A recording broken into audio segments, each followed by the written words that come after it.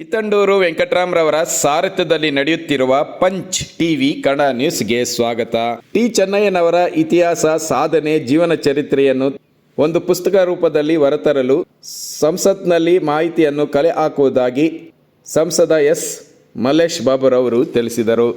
ಕೋಲಾರ ನಗರದ ಟಿ ಚೆನ್ನಯ್ಯ ರಂಗಮಂದಿರದಲ್ಲಿ ಭಾನುವಾರ ಟಿ ಚೆನ್ನಯ್ಯನವರ ಕುಟುಂಬ ಮತ್ತು ಅಭಿಮಾನಿಗಳಿಂದ ಕೋಲಾರ ನಗರದ ಶಿಲ್ಪಿ, ಮಾಜಿ ಕೇಂದ್ರ ಸಚಿವ ಟಿ ಚೆನ್ನಯ್ಯನವರ 41ನೇ ಪುಣ್ಯ ಸ್ಮರಣೆ ಕಾರ್ಯಕ್ರಮದಲ್ಲಿ ಭಾಗವಹಿಸಿ ಅವರು ಮಾತನಾಡುತ್ತಿದ್ದರು. ಟಿ ಚೆನ್ನಯ್ಯನವರನ್ನು ನಾನು ನೋಡಿಲ್ಲ. ಅವರ ಕಿರುಚಿತ್ರ ಪ್ರದರ್ಶನವನ್ನು ಈಗ ವೀಕ್ಷಿಸಿದಾಗ ಅವರ ಬಗ್ಗೆ ಅಪಾರವಾದಂತಹ ಹೆಮ್ಮೆ ಆಗುತ್ತಿದೆ.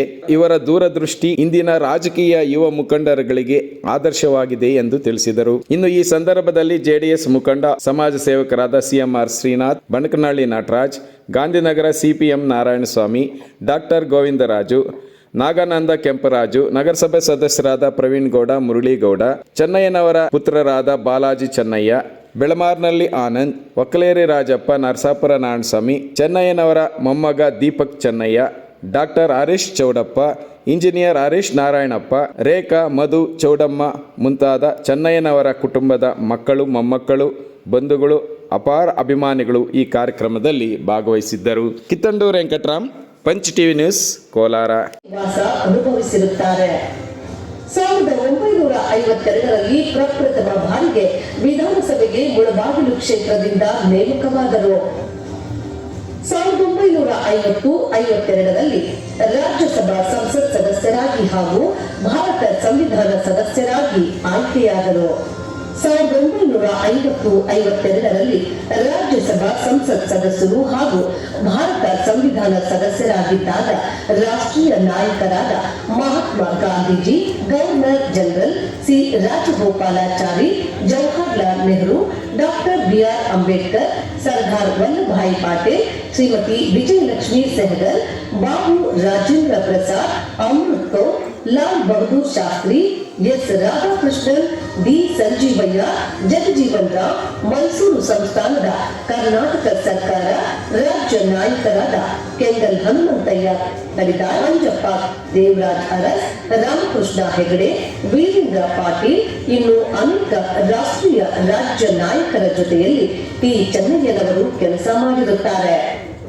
ಡಾಕ್ಟರ್ ಬಿ.ಆರ್. ಅಂಬೇಡ್ಕರ್ ಅವರು ಭಾರತ ಸಂವಿಧಾನವನ್ನು ರಚಿಸುತ್ತಿದ್ದಾಗ ಆಂಧ್ರ ಪ್ರದೇಶದ ಮುಖ್ಯಮಂತ್ರಿಗಳಾಗಿದ್ದ ಡಿ ಸಂಜೀವಯ್ಯನವರು ಹಾಗೂ ಟಿ ಚೆನ್ನಯ್ಯನವರ ಕೈಯಲ್ಲಿ ಸಂವಿಧಾನವನ್ನು ಬರೆಸುತ್ತಿದ್ದರು. ಅದರ ಅಂಗವಾಗಿ ಭಾರತ ಸಂವಿಧಾನದಲ್ಲಿ ಟಿ ಚೆನ್ನಯ್ಯನವರ ಹಸ್ತಾಕ್ಷರ ಲಿಖಿತವಾಗಿದೆ. 1952ರಲ್ಲಿ ಮೈಸೂರು ಸಂಸ್ಥಾನದ ಕರ್ನಾಟಕ ಸರ್ಕಾರ ಸಚಿವರಾಗಿ ಆಯ್ಕೆಯಾಗಿದ್ದರು. ಇವರು ಹೊಂದಿದ್ದ ಸಂಪುಟ ದರ್ಜೆ ಖಾತೆಗಳು ಆರೋಗ್ಯ, ಪೌರಾಡಳಿತ, ಅಬಕಾರಿ, ಅರಣ್ಯ, ವ್ಯವಸಾಯ, ಗೃಹ ರಕ್ಷಕ ದಳ, ಬಂದೀಖಾನೆ ಮುಖ್ಯ ಖಾತೆಗಳನ್ನು ನಿರ್ವಹಿಸಿ ನುರಿತ ಸಚಿವರೆಂದು ಹೆಸರು ಮಾಡಿದ್ದಾರೆ. ಈಗಿನ ಬೆಂಗಳೂರು ವಿಧಾನಸೌಧ ಕಟ್ಟಿದ್ದು ಟಿ ಚೆನ್ನಯ್ಯನವರ ಕಾಲದಲ್ಲಿ. ಇವರು ವಿಧಾನಸೌಧದ ಶಿಲ್ಪಿಗಳಲ್ಲಿ ಒಬ್ಬರಾಗಿದ್ದಾರೆ. ಕೋಲಾರದಲ್ಲಿ ನಚಿಕೇತನ ನಿಲಯ, ಮೈಸೂರಿನಲ್ಲಿ ಸಿದ್ಧಾರ್ಥ ನಿಲಯ, ತುಮಕೂರು ಹಾಗೂ ಚಿತ್ರದುರ್ಗದಲ್ಲಿ ವಿಧಾನಸೌಧದ ರೀತಿಯಲ್ಲಿ ಹಾಸ್ಟೆಲ್ಗಳನ್ನು ಕಟ್ಟಿಸಿದರು. ಕೋಲಾರದ ಗಾಂಧಿನಗರ, ಮೈಸೂರಿನ ಅಶೋಕಪುರಂ, ನರಸಾಪುರ, ಅಂಬೇಡ್ಕರ್ ನಗರ, ಕೋಲಾರ, ಬೆಂಗಳೂರಿನ ನಾಗವಾರ ಬಡಾವಣೆ, ಇಂದಿರಾನಗರ ಹಾಗೂ ಆಧುನಿಕ ರೀತಿಯಲ್ಲಿ ಮುಖ್ಯ ರಸ್ತೆಗಳು, ಅನೇಕ ರೀತಿಯ ಸೌಲಭ್ಯಗಳು ಇರುವ ನೂರಾರು ಕಾಲೋನಿಗಳನ್ನು ಮಾಡಿರುತ್ತಾರೆ. ಕೋಲಾರದಲ್ಲಿ ಕಮಲಾ ನೆಹರು ಸ್ಯಾನಿಟೋರಿಯಂ ಆಸ್ಪತ್ರೆಯನ್ನು ರಾಷ್ಟ್ರದ ಪ್ರಧಾನಮಂತ್ರಿಗಳಾದ ಶ್ರೀಮತಿ ಇಂದಿರಾ ಗಾಂಧಿಯವರ ಹಸ್ತದಿಂದ ಉದ್ಘಾಟನೆ ಮಾಡಿಸಿದ ಕೀರ್ತಿ ಟಿ ಚೆನ್ನಯ್ಯನವರಿಗೆ ಸಲ್ಲುತ್ತದೆ. 1956ರಲ್ಲಿ ಕರ್ನಾಟಕ ಏಕೀಕರಣ ಹೋರಾಟ ಹಾಗೂ 1961ರಲ್ಲಿ ಗೋವಾ ವಿಮೋಚನಾ ಚಳುವಳಿಯಲ್ಲಿ ಟಿ ಚೆನ್ನಯ್ಯನವರು ಪಾಲ್ಗೊಂಡು ಯಶಸ್ವಿಗೊಳಿಸಿರುತ್ತಾರೆ. ಕೋಲಾರ ನಗರಕ್ಕೆ ಮಾರ್ಕಾಂಡೇಯ ಟ್ಯಾಂಕ್ ಹಾಗೂ ಕಾವೇರಿ ನೀರು ಸರಬರಾಜು ಮಾಡಿಸಲು ಸರ್ವೆ ಹಾಗೂ ಸಚಿವ ಸಂಪುಟದ ಸಭೆಯಲ್ಲಿ ಮಂಡಿಸಿ ಬಜೆಟ್ ಅಧಿವೇಶನದಲ್ಲಿ ಹಣಕಾಸು ಮಂಜೂರು ಮಾಡಿಸಿದ್ದರು. ಆದರೆ ಕಾರಣಾಂತರಗಳಿಂದ ಯಶಸ್ವಿಯಾಗಲಿಲ್ಲ. ಮುಂದೊಂದು ದಿನ ನಮ್ಮ ಕೋಲಾರಕ್ಕೆ ಕಾವೇರಿ ನೀರು ಸರಬರಾಜು ಆಗಿದ್ದಲ್ಲಿ ಅದರ ಕೀರ್ತಿ ಮತ್ತು ಶ್ರಮ ಟಿ ಚೆನ್ನಯ್ಯನವರಿಗೆ ಸಲ್ಲುತ್ತದೆ. 1958-59ರಲ್ಲಿ ಕೋಲಾರದ ಜಿಲ್ಲಾ ಕಾಂಗ್ರೆಸ್ ಅಧ್ಯಕ್ಷರಾಗಿದ್ದರು. ಅವರ ಅವಧಿಯಲ್ಲೇ ಜಿಲ್ಲಾ ಕಾಂಗ್ರೆಸ್ ಭವನವನ್ನು ಕಟ್ಟಿಸಿದ್ದರು ಹಾಗೂ ಕಾಂಗ್ರೆಸ್ ಅಭ್ಯರ್ಥಿಯಾಗಿ ಕೆಜಿಎಫ್ ಕ್ಷೇತ್ರದಿಂದ ವಿಧಾನಸಭೆಗೆ ಸ್ಪರ್ಧಿಸಿದ್ದರು. ಟಿ ಚೆನ್ನಯ್ಯನವರಿಗೆ ಆಂಧ್ರ ಪ್ರದೇಶದ ಸಚಿವರಾಗಿ ಸೇವೆ ಸಲ್ಲಿಸಲು ಆಹ್ವಾನಿಸಿದ್ದರು ಹಾಗೂ ಮದ್ರಾಸ್ ಚೆನ್ನೈ ರಾಜ್ಯದ ರಾಜ್ಯಪಾಲರಾಗಿ ನೇಮಕ ಮಾಡಿದ್ದರು. ಆದರೆ ಕರ್ನಾಟಕ ರಾಜ್ಯಕ್ಕೆ ಸೇವೆ ಸಲ್ಲಿಸುವ ಕಾರಣದಿಂದ ಟಿ ಚೆನ್ನಯ್ಯನವರು ಈ ಹುದ್ದೆಗಳನ್ನು ನಯವಾಗಿ ತಿರಸ್ಕರಿಸಿದ್ದರು. 1960-1965ರವರೆಗೆ ಕರ್ನಾಟಕ ವಿದ್ಯುತ್ ಶಕ್ತಿ ಮಂಡಳಿ ಅಧ್ಯಕ್ಷರಾಗಿ ನೇಮಕಗೊಂಡರು. ಅಲ್ಲಿ ಅವರು ಸಲ್ಲಿಸಿದ ಸೇವೆ ಅಪಾರವಾದದ್ದು. ಆಗ ವಿದ್ಯುತ್ ಶಕ್ತಿ ಮಂಡಳಿ ನಷ್ಟದಲ್ಲಿ ನಡೆಯುತ್ತಿತ್ತು. ಟಿ ಚೆನ್ನಯ್ಯನವರು ಅಧ್ಯಕ್ಷರಾದ ಮೇಲೆ ಲಾಭ ಗಳಿಸಿತು. 1000ಕ್ಕೂ ಹೆಚ್ಚು ಮಂದಿಗೆ ಅನೇಕ ತರಹದ ಉದ್ಯೋಗಗಳನ್ನು ಕಲ್ಪಿಸಿದ್ದರು. ಮೊದಲು ಕಬ್ಬಿಣದ ಕಂಬಗಳು ಇದ್ದವು. ಅದನ್ನು ಆರ್ಸಿಸಿ ಸಿಮೆಂಟ್ ಕಂಬಗಳಾಗಿ ಪರಿವರ್ತಿಸಿ ಮಂಡಳಿಗೆ ಉಳಿತಾಯ ಮಾಡಿದರು. ಶರಾವತಿಯಿಂದ ಕೋಲಾರದ ಚಿನ್ನದ ಗಡಿಗೆ ವಿದ್ಯುತ್ ಸರಬರಾಜು ಹಾಗೂ ಕೋಲಾರ ಜಿಲ್ಲೆಗೆ 50 ಸೈಕಲ್ ವಿದ್ಯುತ್ ಹರಿಸಿ ಕೋಲಾರ ಜಿಲ್ಲೆಯನ್ನು ಪ್ರಕಾಶಗೊಳಿಸಿದ್ದರು ಎಂಬುದನ್ನು ಯಾರೂ ಮರೆಯಲಾಗದ ಸತ್ಯವಾಗಿದೆ. ವಿದ್ಯುತ್ ಶಕ್ತಿ ಮಂಡಳಿಯಲ್ಲಿ ಅಭಿವೃದ್ಧಿ ಪೂರ್ವಕ ಮೂಲಭೂತ ಸೌಕರ್ಯಗಳನ್ನು ಒದಗಿಸಿದ ಕೀರ್ತಿ ಟಿ ಚೆನ್ನಯ್ಯನವರಿಗೆ ಸಲ್ಲುತ್ತದೆ. 1967-72ರಲ್ಲಿ ಟಿ ಚೆನ್ನಯ್ಯನವರು ವಿಧಾನಸಭಾ ಸದಸ್ಯರಾಗಿದ್ದರು. 1970-72ರಲ್ಲಿ ಬೆಂಗಳೂರು ನಗರಾಭಿವೃದ್ಧಿ ಮಂಡಳಿ ಬಿಡಿಎ ಅಧ್ಯಕ್ಷರಾಗಿದ್ದರು. ಈ ಅವಧಿಯಲ್ಲಿ ಸಾವಿರಾರು ಜನಕ್ಕೆ ನಿವೇಶನಗಳನ್ನು ಕೊಟ್ಟು ಹಾಗೂ ಹೌಸಿಂಗ್ ಬೋರ್ಡಿನಿಂದ ಮನೆಗಳನ್ನು ಬೆಂಗಳೂರು ಹಾಗೂ ಕೋಲಾರ ಜಿಲ್ಲೆಯವರಿಗೆ ಕಟ್ಟಿಸಿಕೊಟ್ಟಿರುತ್ತಾರೆ. ಟಿ ಚೆನ್ನಯ್ಯನವರು ಕೋಲಾರ ನಗರ ನಿರ್ಮಾಪಕರು. ನಗರ ಜಿಲ್ಲೆ, ತಾಲೂಕು, ರಾಜ್ಯ ಹಾಗೂ ರಾಷ್ಟ್ರಕ್ಕೆ ಸೇವೆ ಸಲ್ಲಿಸಿದ ರಾಷ್ಟ್ರೀಯ ನಾಯಕರು. ಕಾಲಕ್ರಮೇಣ ಟಿ ಚೆನ್ನಯ್ಯನವರು ಮುಂದಿನ ರಾಜಕೀಯ ಜೀವನವನ್ನು ಜನತಾ ಪಕ್ಷದ ಕಣವನ್ನು ಆಯ್ಕೆ ಮಾಡಿಕೊಂಡರು ಹಾಗೂ ಕೋಲಾರ ಜಿಲ್ಲೆಯ ಜನತಾ ಪಕ್ಷದ ಜೆಡಿಎಸ್ ಅಧ್ಯಕ್ಷರಾಗಿ ಆಯ್ಕೆಗೊಂಡರು. ಅವರ ಜನಪರ ಕೆಲಸಗಳನ್ನು ಪಟ್ಟಿ ಮಾಡುತ್ತಾ ಹೋದರೆ ಆಕಾಶದಲ್ಲಿನ ನಕ್ಷತ್ರಗಳನ್ನು ಎಣಿಕೆ ಮಾಡುವ ಪ್ರಯತ್ನವಾಗುತ್ತದೆ. ತಮ್ಮ ರಾಜಕೀಯ ಜೀವನದ ಸುದೀರ್ಘಾವಧಿಯಲ್ಲಿ ಸಚ್ಚಾರಿತ್ರ್ಯವನ್ನು ಉಳಿಸಿಕೊಂಡು ಬಂದಿರುವ ಅಪರೂಪದ ರಾಜಕಾರಣಿ. ಕೋಲಾರ ಜಿಲ್ಲೆ ಹಾಗೂ ರಾಜ್ಯದ ಸರ್ವತೋಮುಖ ಅಭಿವೃದ್ಧಿಗೆ ತಮ್ಮನ್ನು ತಾವು ಅರ್ಪಿಸಿಕೊಂಡ ಅಪರೂಪದ ರಾಜಕಾರಣಿಗಳಲ್ಲಿ ಟಿ ಚೆನ್ನಯ್ಯನವರು ಪ್ರಮುಖರು. ಜಾತಿ, ಧರ್ಮ, ಮತ, ಪಕ್ಷ ನೋಡದೆ ಕೆಲಸ ಮಾಡಿದ್ದು ಎಂದೆಂದಿಗೂ ಚಿರಸ್ಥಾಯಿಯಾಗಿ ಆಕಾಶದಲ್ಲಿನ ಧ್ರುವ ನಕ್ಷತ್ರದಂತೆ ಅಜರಾಮರವಾಗಿ ಉಳಿದಿದ್ದಾರೆ. ಅವರ ಜನಪರ ಹಾಗೂ ಪ್ರಗತಿಪರ ಕಾರ್ಯಕ್ರಮಗಳನ್ನು ಕಾರ್ಯಗತಗೊಳಿಸಿ ಅದ್ಭುತ ಸಾಧನೆ ಹಾಗೂ ಸೇವಾ ಮನೋಭಾವನೆಗೆ ಹೆಸರಾದ ಟಿ ಚೆನ್ನಯ್ಯನವರು ಮುಂದಿನ ಪೀಳಿಗೆಗೆ ದಾರಿದೀಪವಾಗಿರುತ್ತದೆ. ಟಿ ಚೆನ್ನಯ್ಯ ಅವರು ನಮ್ಮ ನಡುವೆ ಇಲ್ಲ, ಆದರೆ ಚಿಂತನೆ ನಮ್ಮೊಳಗೆ ಇದೆ. ಅವರು ಕಟ್ಟಿದ ಮೌಲ್ಯಗಳು ಇಂದು ನಮ್ಮ ದೀಪಗಳು. ಟಿ ಚೆನ್ನಯ್ಯ ಅವರ ಬದುಕು ಸೇವೆ ಮಾಡಿದರೆ ಅಮರತ್ವ ಸಿಗುತ್ತದೆ ಎನ್ನುವ ಸತ್ಯ. ಆ ಸತ್ಯವನ್ನು ಮುಂದುವರಿಸುವ ಸಂಕಲ್ಪವೇ ಈ ಪುಣ್ಯಸ್ಮರಣೆ. ಎಲ್ಲೋ ಒಂದು ಕಡೆ ಖುಷಿ ಆಯಿತು. ಯಾಕಂದರೆ ಕಾರ್ಯಕ್ರಮಗಳು ನಡೀತಾ ಇರುವಾಗ ರಂಗಮಂದಿರ ಟಿ ಚೆನ್ನಯ್ಯ ರಂಗಮಂದಿರ ಅಂತ ಹೇಳ್ತಾರೆ. ಅವರ ಬಗ್ಗೆ ಕೇಳಿಸ್ಕೊಂಡು ಮತ್ತು ಫೋಟೋಗಳಲ್ಲಿ ನೋಡಿದ್ದಷ್ಟೇ. ಆದರೆ ಇವತ್ತು ಏನು ಕಿರುಚಿತ್ರ ತೋರಿಸಿದ್ದಾರೆ, ಅವರ ಹಿಸ್ಟ್ರಿ ಅಂತ ಏನು ಹೇಳ್ತೀವೋ ಅದು ನೋಡಿದಾಗ ಬಹಳ ಖುಷಿ ಆಯಿತು. ಮತ್ತು ಇಂತಹ ಒಂದು ವ್ಯಕ್ತಿಯ ಅಡಿಯಲ್ಲಿ ಏನು ಇದು ರಂಗಮಂದಿರ ಕಟ್ಟಿದ್ದಾರೆ, ಇಂತಹ ಒಂದು ಕಾರ್ಯಕ್ರಮಗಳು ಏನು ನಡೆಯುತ್ತೋ ಇಲ್ಲಿ ಅದರಲ್ಲಿ ಪಾಲ್ಗೊಳ್ಳೋದಕ್ಕೆ ಒಂದು ಅವಕಾಶ ಮಾಡಿಕೊಡೋದು ನಿಮಗೆಲ್ಲ ಧನ್ಯವಾದಗಳು ಹೇಳೋಕ್ಕೆ ಇಷ್ಟಪಡ್ತೀನಿ. ಚೆನ್ನಯ್ಯ ಅವರು ಕುಟುಂಬದವರಿಗೆ ಎಲ್ಲರಿಗೂ ನಮಸ್ಕರಿಸ್ತೇನೆ. ಇದೊಂದು ಅವಕಾಶ ನೀವು ಮಾಡಿಕೊಟ್ಟಿದ್ದಕ್ಕೆ ನಮಗೆ ಅಂತ ಹೇಳಕ್ಕೆ ಇಷ್ಟಪಡ್ತೀನಿ. ನಾನು ಚೆನ್ನಯ್ಯ ಅವ್ರ ಬಗ್ಗೆ ಮಾತಾಡಬೇಕು ಅಂದರೆ ನನಗೆ ಗೋವಿಂದರಾಜಣ್ಣ ಅವ್ರು ಹೇಳ್ದಂಗೆ ನನಗೆ ಅಷ್ಟು ಗೊತ್ತಿರಲಿಲ್ಲ. ಯಾಕಂದರೆ ಅವಾಗ ನನಗೆ 9 ವರ್ಷ, ನನಗೆ 10 ವರ್ಷ. ನಾನು ಅವ್ರನ್ನ ನೋಡಿಲ್ಲ. ನೀವು ಕೇಳಿದಾಗ ನೋಡಿದ್ದೀರಾ ಅಂದರೆ ನಾನೆಲ್ಲ ನೋಡಿಲ್ಲ ಅಂತ ಹೇಳಿದೆ. ಆದರೆ ಎಲ್ಲೋ ಒಂದು ಕಡೆ ಮತ್ತೆ ಬೆಳೀತಾ ಇರುವಾಗ ತಂದೆಯವರು 1-2 ಸತಿ ಮಾತ್ರ ಹೇಳಿದರು. ಜಿ.ವೈ. ಕೃಷ್ಣನ್ ಅವರು ಬಂದಾಗ ಕೂತ್ಕೊಂಡಾಗ ಆವಾಗ ಮಾತುಕತೆ ನಡೀತಾ ಇರುವಾಗ ನಮಗೆ ಅಷ್ಟು ಇದಿರಲಿಲ್ಲ. ಮತ್ತು ಹೇಳ್ತಾ ಇದ್ರು ಎಲ್ಲೋ ಒಂದು ಕಡೆ ಅಪ್ರೆಸ್ ಕ್ಲಾಸ್ ಅಂತ ಏನು ನಾವು ಅಂತೀವೋ ಅದನ್ನು ಎತ್ತಿ ಹಿಡಿಯೋಕ್ಕೆ ಯಾರ್ಯಾರು ಕೆಲಸಗಳು ಮಾಡಿದ್ರು ಅಂದರೆ ಒಂದು ಚೆನ್ನೈಯವರು ಮತ್ತು ಒಂದು ಜಿ ವೈ ಕೃಷ್ಣನವರು. ಅಪ್ರೆಸ್ ಕ್ಲಾಸ್ನ ಎತ್ತಿ ಮೇಲಿಡಿಯೋಕ್ಕೆ ಅಂತ ಏನು ಕಾನ್ಸ್ಟಿಟ್ಯೂಷನ್ ಬರೆದಾಗ ಅವ್ರನ್ನ ಅಂಬೇಡ್ಕರ್ ಸಾಹೇಬರು ಅವ್ರನ್ನ ಉಪಯೋಗಿಸ್ಕೊಂಡಿದ್ರು. ಅವಾಗ ಆ ಕಾಲದಲ್ಲಿ ರಾಜ್ಯಸಭಾ ಮೆಂಬರ್ ಆದರು, BDA ಚೇರ್ಮನ್ ಆಗಿದ್ದರು, ಎಲೆಕ್ಟ್ರಿಸಿಟಿ ಬೋರ್ಡ್ಗೆ ಚೇರ್ಮನ್ ಆದಾಗ ನಮ್ಮ ಕೋಲಾರ ಜಿಲ್ಲೆಗೆ ಎಲೆಕ್ಟ್ರಿಸಿಟಿ ತಂದ. ಎಲ್ಲ ಪಾಯಿಂಟ್ಸ್ ಹಾಕಿಕೊಟ್ಟಿದ್ರು ಇವೆಲ್ಲ ನನಗೆ. ಆದರೆ ಆ ಕಿರುಚಿತ್ರದಲ್ಲೆಲ್ಲ ಹೇಳಿಬಿಟ್ಟಿದ್ದಾರೆ. ಇದಕ್ಕಿಂತ ಜಾಸ್ತಿ ಏನು ಹೇಳೋಕ್ಕೆ ನನಗೆ ಇದಿಲ್ಲ. ಬಟ್ ಎಲ್ಲೋ ಒಂದು ಕಡೆ ನನಗೆ ಅವ್ರನ್ನ 41 ವರ್ಷ ಆದಮೇಲೆ ಇವತ್ತು ಈ ಪ್ರೋಗ್ರಾಮ್ ಮಾಡ್ತಿರೋದು ಅದೊಂದು ನನಗೆ ಬೇಜಾರಾಗುತ್ತೆ. ಯಾಕಂದರೆ ವರ್ಷನೂ ಅವರು ಸಾಧನೆಗಳು ಏನು ಮಾಡಿದಾರೋ ಅದನ್ನೇ ಜನಕ್ಕೆ ತಿಳಿಬೇಕಂದ್ರೆ ಅದು ವರ್ಷನೂ ಅದು ಆಗ್ತಾನೆ ಇರಬೇಕು. ಇಂತಹ ಒಂದು ಕಾರ್ಯಕ್ರಮ, ಅದರಲ್ಲೂ ಯುವಕರಿಗೆ ಏನೋ ಒಂದು ಹಾಸ್ಟೆಲ್ ಕಟ್ಟಿ ಆವಾಗ ವಿದ್ಯಾಭ್ಯಾಸಕ್ಕೆ ಪ್ರಾಮುಖ್ಯತೆ ಕೊಟ್ಟರು, ಅದನ್ನು ಅವರು ಸ್ಥಾಪನೆ ಮಾಡಿ ನಮ್ಮ ಈ ಹಾಸ್ಟೆಲ್ ಪಕ್ಕದಲ್ಲಿ ನಚಿಕೇತ ಏನಿದೆಯೋ ಅದಕ್ಕೆ ಒಂದು ಸ್ಥಾಪನೆ ಮಾಡಿದರು. ಅದ್ರ ಜೊತೆ ಏನು ಸ್ಯಾನಿಟೋರಿಯಂ ಅಂತ ಏನೋ ಒಂದು ಹಾಸ್ಪಿಟಲ್ ಶುರು ಮಾಡಿದರು. ಇಂತಹ ಒಂದು ದೂರ ದೃಷ್ಟಿ ಇಟ್ಕೊಂಡು ಅವರು ಕೆಲಸಗಳು ಮಾಡಿದ್ದಾರೆ. ಇದೆಲ್ಲ ನೋಡ್ತಾ ಇದ್ದರೆ ನಾವೆಲ್ಲೋ ಅವರು ಏನೋ ಒಂದು ಕೋಲಾರ ಜಿಲ್ಲೆನ ಮುಂದೆ ತಗೊಂಡು ಹೋಗ್ಬೇಕು ಅಂತ ಅವರು ಏನು ಛಲ ಇಟ್ಟಿದ್ರು, ಅವರು ಏನೋ ಒಂದು ಸಾಧನೆ ಮಾಡಿದ್ರು, ಅದನ್ನು ನೆನೆಸ್ಕೊಳ್ತಾ ಇದ್ರು. ಯಾಕಂದರೆ ನಾವು ಕೋಲಾರ ಜಿಲ್ಲೆ ಮಾತಾಡುವಾಗ ಬರೀ ಒಂದು 4-5 ಬೇರೆ ಹೆಸರು ಬರುತ್ತಾರೆ. ಆದರೆ ಚೆನ್ನೈ ಅವರ ಹೆಸರು ನಾವು ಸದಾ ಮುಂದೆ ಇಡಬೇಕಾಗುತ್ತೆ ಅಂತ ಹೇಳ್ತೀವಿ.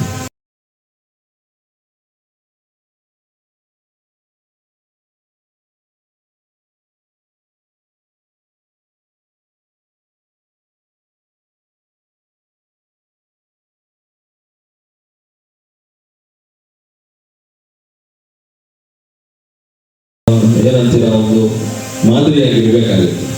ಯಾಕಂದರೆ ಇವಾಗ DC ಆಫೀಸಲ್ಲಿ ಚಿತ್ರ ಹಾಕಿ ಮೊದಲನೇ ಮೆಂಬರು ಅಂತ ಹಾಕಿದ್ದಾರೆ, MP ಅಂತ ಮತ್ತೆ ಇದು ಅಂತ ಹಾಕಿದ್ದಾರೆ. ಅದನ್ನು ಅಲ್ಲೇ ಇಷ್ಟು ಕ್ಲೋಸ್ ಡೋರ್ಸಲ್ಲಿ ಇಡಬಾರ್ದು. ಅದನ್ನು ಆಚೆ ತರಬೇಕು. ಆಚೆ ತರಬೇಕು, ಜನಕ್ಕೆ ತಿಳ್ಕೊಡ್ಬೇಕು.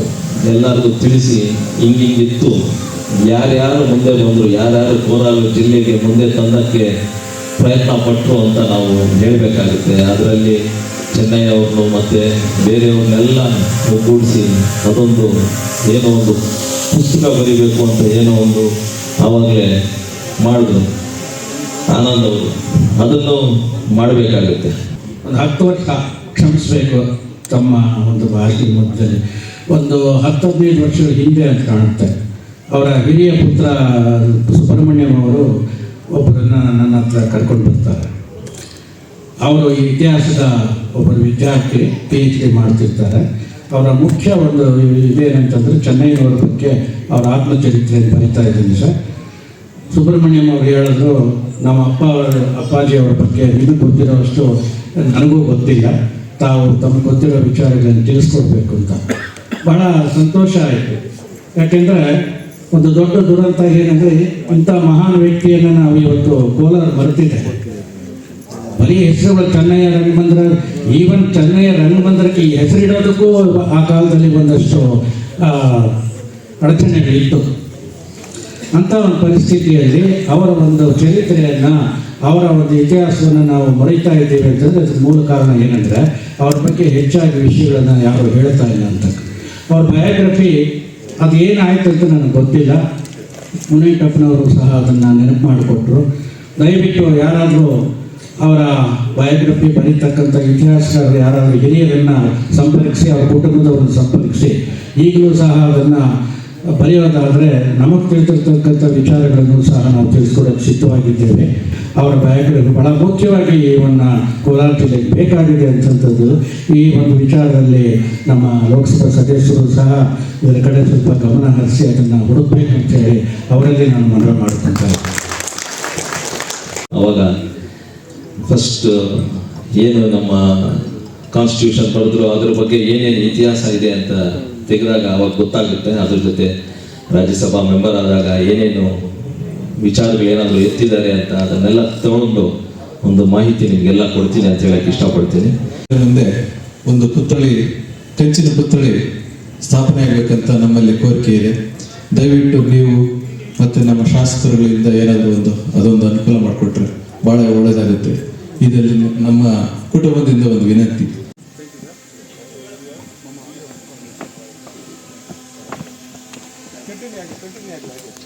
ಇದೀಗ ಕಾರ್ಯಕ್ರಮನ ಮುಂದುವರಿಸ್ತಾ ಟಿ ಚೆನ್ನೈ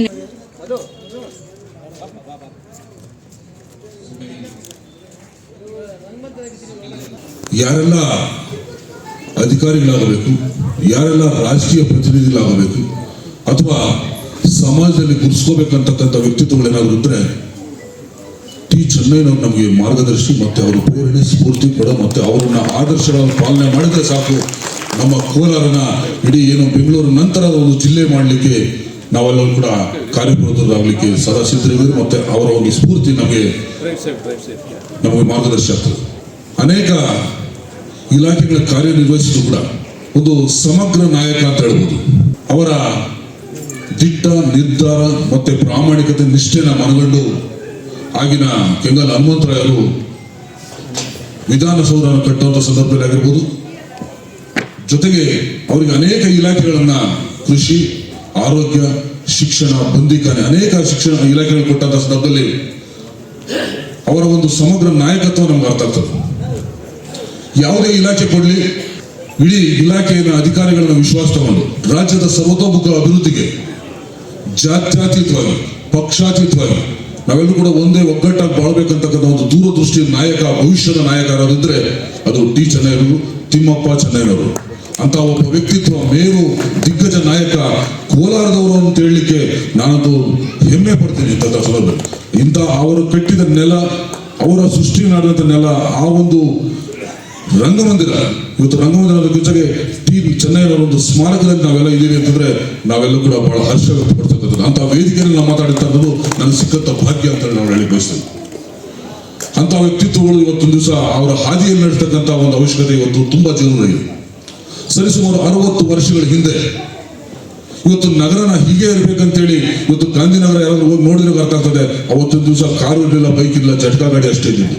ಜಟ್ಕಾ ಗಾಡಿ ಇದ್ದಂಥ ಸಂದರ್ಭದಲ್ಲಿ ರಸ್ತೆಗಳು ಹೀಗೆ ವಿಶಾಲವಾಗಿರ್ಬೇಕು, ಮತ್ತೆ ನಿವೇಶನಗಳು ಹೀಗಿರಬೇಕು, ನಾಗರಿಕ ಗೌರವದ ನಾಗರಿಕ ಬದುಕಕ್ಕೆ ಏನೆಲ್ಲ ಮೂಲಭೂತ ಸೌಕರ್ಯಗಳನ್ನು ಕಲಿಸ್ಬೇಕಂತಕ್ಕಂಥದನ್ನ ಒಂದು ಮಾದರಿಯಾಗಿ ಗಾಂಧಿನಗರ ಒಂದು ಸೃಷ್ಟಿ ಮಾಡಿ ಅಲ್ಲಿಂದ ಮೊದಲುಗೊಂಡು ಇಡೀ ನಮ್ಮ ಜಿಲ್ಲೆ ಇದ್ದಂತ ಅವತ್ತು ಅವಿಭಜಿತ ಜಿಲ್ಲೆ ಚಿಕ್ಕಬಳ್ಳಾಪುರ ಅದನ್ನು ಸೇರ್ಕೊಂಡಂಗೆ ಒಂದು ನವನಿರ್ಮಾಣ ಮಾಡ್ತಕ್ಕಂಥ ಒಂದು ದೂರದೃಷ್ಟಿ ಏನಿತ್ತು. ಅವತ್ತು ದಿವಸ 60 ವರ್ಷದ ಹಿಂದೆನೆ ಇವತ್ತು ಈ 2025ರಲ್ಲಿ ಕೂಡ ಇವತ್ತು ದಿವಸ ನಾಜೂಕಾಗಿ ಮತ್ತೆ ನವನಿರ್ಮಾಣ ಒಂದು ಕೋಲಾರ ನಿರ್ಮಾಣ ಆಗಿರ್ಬೇಕಂದ್ರೆ ಯಥಾವತ್ತಾಗಿ ಅಂದಿನಿಂದ ಇದ್ದಿನವರೆಗೂ ಅನೇಕ ರಾಜಕಾರಣಿಗಳು, ವಿಧಾನ ಪರಿಷತ್ ಸದಸ್ಯರು, ಲೋಕಸಭಾ ಸದಸ್ಯರು, MLA, MP, ಗ್ರಾಮ ಪಂಚಾಯತ್ ಸದಸ್ಯರು ಅಥವಾ ನಗರಸಭಾ ಸದಸ್ಯರು ಏನೆಲ್ಲ ಆಗಿದ್ರು, 100 ಜನ ಅವ್ರ ನಂತರ ಒಂದು ಆಳದು ಅಧಿಕಾರ ಮಾಡೋಗಿದ್ದಾರೆ. ಅವರೆಲ್ಲೂ ಕೂಡ ಆ ಅಧಿಕಾರದ ಅವಧಿಯನ್ನು ಅವರ ದೂರದೃಷ್ಟಿಯನ್ನು ಪಾಲನೆ ಮಾಡಿದ್ರೆ ಇವತ್ತು ಕೋಲಾರ ನಾವು ಬೆಂಗಳೂರು ಆಗಿರ್ತಿತ್ತು. ಅಂತ ಒಂದು ದೂರದೃಷ್ಟಿಯನ್ನು ನಾಯಕ ಇವತ್ತು ದಿವಸ ನಮ್ಮ ಜೊತೆ ಇಲ್ಲ. ಏನು ಅವತ್ತು ಸ್ಮಾರಕ ಕಟ್ಟೋಗಿದ್ದಾರೆ, ಇವತ್ತು ದಿವಸ ಸ್ಯಾನಿಟೋರಿಯಂ ಆಗಿರ್ಬೋದು, ಇವತ್ತು ಹಳೆ ಬಸ್ ಸ್ಟ್ಯಾಂಡ್, ಇವತ್ತು ಗಡಿಯಾರ ನೋಡಿದ್ರೆ ನಮ್ಗೆ ಅರ್ಥ ಆಗ್ತದೆ. ಆ ಗಡಿಯಾರ ನಮ್ಮ ಕಾಲ, ನಮ್ಮ ಭವಿಷ್ಯವನ್ನು ನಿರ್ಣಯ ಮಾಡ್ತಕ್ಕಂಥ ಗಡಿಯಾರನ ಇವತ್ತು ಕೇಂದ್ರ ಭಾಗದಲ್ಲಿ ಸೃಷ್ಟಿ ಮಾಡಿ ಏನೋ ಒಂದು ದಿವಸ ಮೂಲಭೂತ ಸೌಕರ್ಯಗಳು ಒಳಗೊಂಡಂತೆ ಒಂದು ನವನಿರ್ಮಾಣ ಅವತ್ತು ಆ ಕಾಲಕ್ಕೆ ಹಳೆ ಬಸ್ ಸ್ಟ್ಯಾಂಡ್ ಇವತ್ತು ಕರೆದ್ರು ಕೂಡ ಅವತ್ತು ಆಧುನಿಕ ಬಸ್ ನಿಲ್ದಾಣ, ಎಲ್ಲ ಮೂಲಭೂತ ಸೌಕರ್ಯಗಳನ್ನು ನಿರ್ಮಾಣ ಮಾಡ್ತಕ್ಕಂಥ ಒಂದು ಗಡಿಯಾರ ಒಳಗೊಂಡಂತಹ ಒಂದು ಹಳೆ ಬಸ್ ಸ್ಟ್ಯಾಂಡ್, ಆರೋಗ್ಯ ಇಲಾಖೆಗೆ ಸಂಬಂಧಪಟ್ಟ ದೊಡ್ಡಪೇಟೆಯಲ್ಲಿ ಇರ್ತಕ್ಕಂಥ ಒಂದು ಆರೋಗ್ಯ ಕೇಂದ್ರ ಅದು, ಮತ್ತೆ ಅದ್ರ ಪಕ್ಕದಲ್ಲಿ ಇರ್ತಕ್ಕಂಥ ಮಾರುಕಟ್ಟೆ ವ್ಯವಸ್ಥೆ, ಮತ್ತೊಂದು ದೊಡ್ಡ ಒಂದು ಸರ್ಕಾರದ ಆರೋಗ್ಯ ಇಲಾಖೆ ಅಂದ್ರೆ ಆರೋಗ್ಯ ಕಚೇರಿ ಇದೆ, ಇವತ್ತು ದಿವಸ ಸ್ಯಾನಿಟೋರಿಯಂ ಇರ್ತಕ್ಕಂಥದ್ದು, ಇವೆಲ್ಲ ಕೂಡ ನಮಗೆ ಸ್ಮಾರಕಗಳಾಗಿ ಇವತ್ತು ಕಾಣ್ತಾ ಇದೆ. ಅಂತ ಸ್ಮಾರಕಗಳನ್ನ ಜವಾಬ್ದಾರಿ ಹೊತ್ತಂತ ನಾವು ನಾಗರಿಕ ಪ್ರಜೆಗಳು, ಅಧಿಕಾರದಲ್ಲಿ ಇರಲಿ ಇಲ್ಲದೆ ಇರಲಿ, ಯಾವುದೇ ಅಧಿಕಾರಿ ಇರಲಿ, ಯಾವುದೇ ಪಕ್ಷ ಇರಲಿ, ಪರಿಣಾಮಕಾರಿಯಾಗಿ ಆ ಸ್ಮಾರಕಗಳನ್ನ, ಆ ಮಂದಿರಗಳನ್ನ, ಆ ಒಂದು ಕಟ್ಟಡಗಳನ್ನ ಇವತ್ತು ದಿವಸ ನಾವು ಸ್ಮಾರಕಗಳಾಗಿ ಉಳಿಸ್ಕೊಂಡ್ರೆ ಮಾತ್ರ ಇವತ್ತು ಟಿ ಚೆನ್ನೈನವರು ಕೊಡ್ತಕ್ಕಂಥ ಒಂದು ಗೌರವ ಮತ್ತು ಅವ್ರಿಗೆ ಅಭಿನಂದನೆ ಸಲ್ಲಿಸಲಿಕ್ಕೆ ಒಂದು ಅವಕಾಶ ಆಗ್ತದೆ. ಹಾಗಾಗಿ ಪಕ್ಷಾತೀತವಾಗಿ, ಜಾತ್ಯತೀತವಾಗಿ ಸನ್ಮಾನಿತ, ಗೌರವಾನ್ವಿತ ಟಿ ಚೆನ್ನೈನವ್ರನ್ನ ನಾವು ಕೇವಲ ಒಂದು ಸ್ಮರಣೆ ಮಾತ್ರ ಸೀಮಿತ ಅಲ್ಲ, ಅವರ ಒಂದು ಬದುಕೇ ನಾವು ಸ್ಫೂರ್ತಿ. ಇವತ್ತು ದಿವಸ ಏನೋ ಎಲ್ಲ ಹಿರಿಯರು ಎಲ್ಲ ಬಂದಿದ್ದೀರಿ. ನಾನು ಹೇಳಲಿಕ್ಕೆ ಬಯಸ್ತೇನೆ, ಕಾಲೇಜು ಶಿಕ್ಷಣದಲ್ಲಿ ಯುವಕರನ್ನ ಪದೇ ಪದೇ ಕಾಲೇಜುಗಳ ಒಂದು ಹಂತದಲ್ಲಿ ಏನೆಲ್ಲನೂ ಕಾಲೇಜ್ ಡೇ ಮಾಡ್ತೀರಿ, ಆ ಸಮಯದಲ್ಲಿ ಬರೋ ಪೂಜ್ಯ ಟಿ ಚೆನ್ನಯ್ಯನವರ ಒಂದು ಆದರ್ಶಗಳನ್ನು, ಅವರ ಒಂದು ಕಾರ್ಯನಿರ್ವಹಣೆಗಳನ್ನು, ಮತ್ತೆ ನಮ್ಮ ಏನು ಅವರ ಮೊಮ್ಮಗ ದೀಪಕ್, ನಾನು ಹೆಮ್ಮೆಯಿಂದ ಹೇಳ್ತೀನಿ, ದೀಪಕ್ ಅವ್ರ ಮೊಮ್ಮಗ ಆಗಿರ್ಬೋದು, ಆದರೆ ಈ ಒಂದು ಭಾಗದ ಒಂದು ಪ್ರತಿನಿಧಿಯಾಗಿ ಬೆಳಿಬೇಕು ಅಂತ ಕೂಡ ನಾನು ಹೇಳಲಿಕ್ಕೆ ಬಯಸ್ತೇನೆ. ಯಾಕಂದ್ರೆ ಅಂತ ಒಂದು ದಿಗ್ಗಜ ನಾಯಕ ಇವತ್ತು ದಿವಸ ಅವರ ಸ್ಮರಣೆ ಮೂಲಕ ನಮಗೆಲ್ಲ ಪರಿಚಯ ಮಾಡ್ತಾರೆ.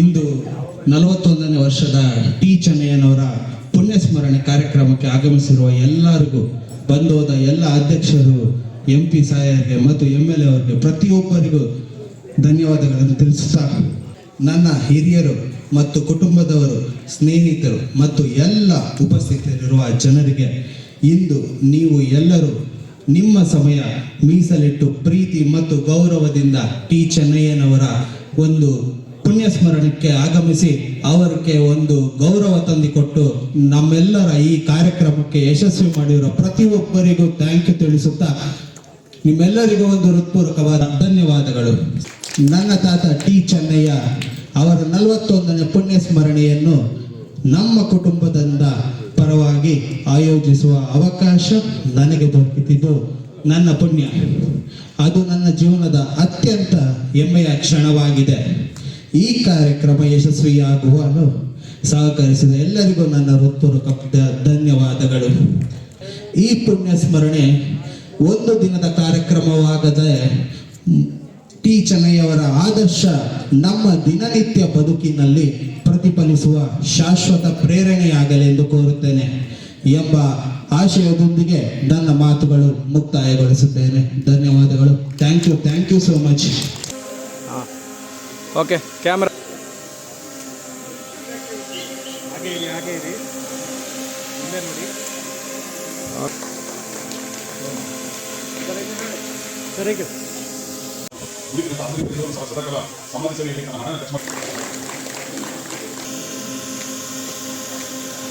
ಇವಾಗ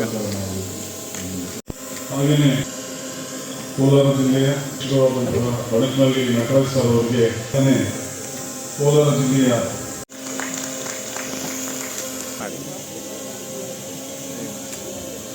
ಹಿರಿಯ ನಾಯಕರು ಈ ಕಾರ್ಯಕ್ರಮಕ್ಕೆ ಆಗಮಿಸಿ ಅವರಿಗೂ ಸಹ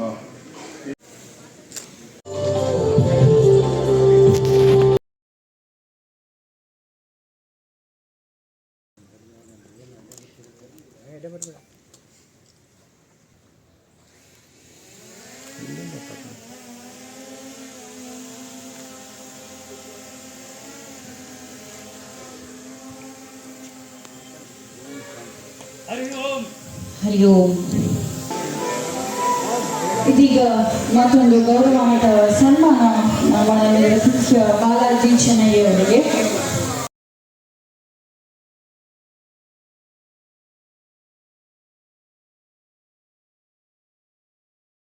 ಎಸ್ ಸರ್, ನಮಸ್ಕಾರ. ನಮಸ್ತೆ, ನಾನು ಡಾಕ್ಟರ್ ಹರೀಶ್ ಚೌಡಪ್ಪ ಅಂತ, ಟಿ ಚೆನ್ನಯ್ಯನವರ ಮೊಮ್ಮಗ ನನಗೆ. ಸೊ ಬ್ಯಾಂಗ್ಳೂರಲ್ಲಿ ನಾನು ದಂತವೈದ್ಯನಾಗಿ 25 ವರ್ಷದಿಂದ ಪ್ರಾಕ್ಟೀಸ್ ಮಾಡ್ತಾಯಿದ್ದೇನೆ.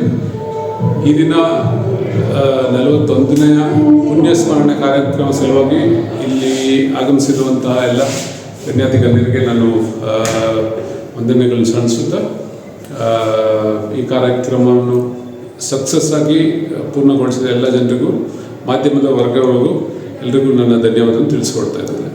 ಚೆನ್ನಯ್ಯ ಅವರ ಜಯಂತಿಯನ್ನು ಮಾಡಿದ್ರಿ, ಯಾಕಾಗಿ ಮಾಡಿದ್ರಿ, ಏನು ಅನ್ನಿಸ್ತು? ಈ ಪುಣ್ಯಸ್ಮರಣೆ ಕಾರ್ಯಕ್ರಮ ಮಾಡಿದ್ದ ಉದ್ದೇಶ ಅವರ ಸಾಧನೆಗಳು ಮತ್ತು ಅವರ ಕಾರ್ಯಕ್ರಮಗಳು ಏನೆಲ್ಲ ಮಾಡಿದ್ದಾರೆ ಯುವ ಪೀಳಿಗೆಗೆ ಪರಿಚಯ ಮಾಡಿಸಿಕೊಡುವಂಥ ಒಂದು ಕಾರ್ಯಕ್ರಮವಾಗಿದೆ. ಈ ಯುವ ಪೀಳಿಗೆ ಎಲ್ಲ ಮರ್ತಿರೋ ಸಂದರ್ಭದಲ್ಲಿ ಅವರ ನೆನಪುಗಳನ್ನು ನಾವು ಅವರಿಗೆ ಗುರುತಿಸುವ ಕಾರ್ಯಕ್ರಮ. ಇಲ್ಲಿ ಬಂದು ನಮ್ಮ MP ಸಾಹೇಬರು ಬಂದು ಇಲ್ಲಿ ಕಾರ್ಯಕ್ರಮ ಉದ್ಘಾಟನೆ ಮಾಡಿ ಧನ್ಯವಾದಗಳು ಕೋರುತ್ತಾ, ಮತ್ತು ನಮ್ಮ CMR ಅವರು ಬಂದಿದ್ದರು, ಬಾಕಿ ಎಲ್ಲ ಗಣ್ಯರಿಗೆ ಎಲ್ರಿಗೂ ವಂದನೆ ಕೊಡ್ತಾ ಇದ್ದೀನಿ. ಈ ಒಂದು ಕಾರ್ಯಕ್ರಮದಲ್ಲಿ ನಮ್ಮ ತಾತ್ನವರಾದ ಟೀಚರ್ ಅವರ ಕಿರುಚಿತ್ರವನ್ನು ನಾವು ಅನಾವರಣಗೊಳಿಸಿದ್ದೇವೆ. ಅದು ನೋಡಿದ ಎಲ್ರಿಗೂ ಅವರ ಸಾಧನೆಗಳು, ಅವರ ಅನುಭವಗಳನ್ನು ತಾವು ತಮ್ಮ ಜೀವನಗಳಲ್ಲಿ ಇದು ಮಾಡಿಕೊಂಡು ಅಳವಡಿಸ್ಕೊಂಡು ಸಾಗಬೇಕಂತೇಳಿ ವಿನಂತಿ.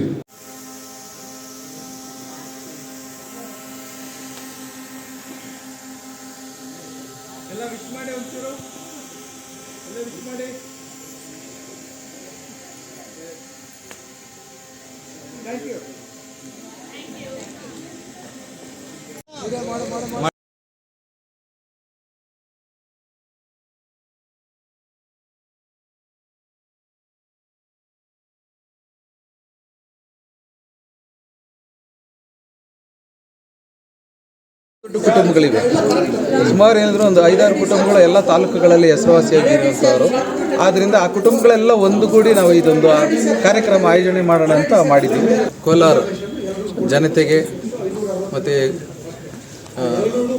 ಪಕ್ಕದ ತಾಲೂಕಿನಿಂದ ಶ್ರೀನಿವಾಸಪುರ ಮತ್ತು ಮುಳಬಾಗಿಲು ಮತ್ತು ಬಂಗಾರಪೇಟೆ, ಚಿಂತಾಮಣಿ ಇತ್ಯಾದಿ ಕಡೆಯಿಂದ ಜನಗಳು ಇಲ್ಲಿಗೆ ಬಂದಿರುತ್ತಾರೆ.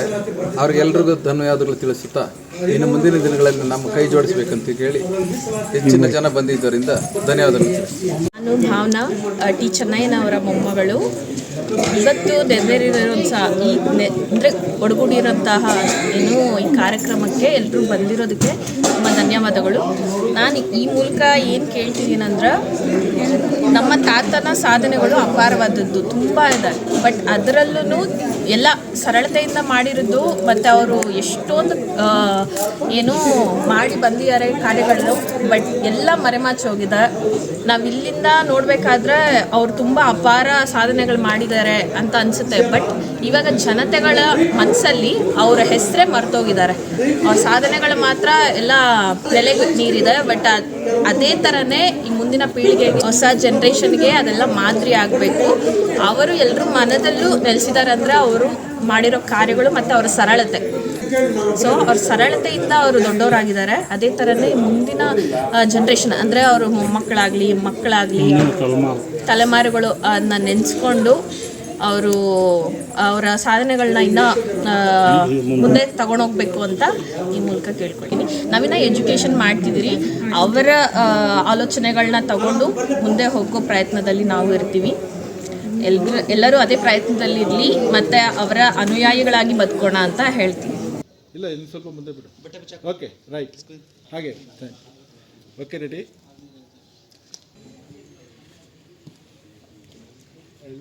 ಆಫ್ ಆಗೈತೆ.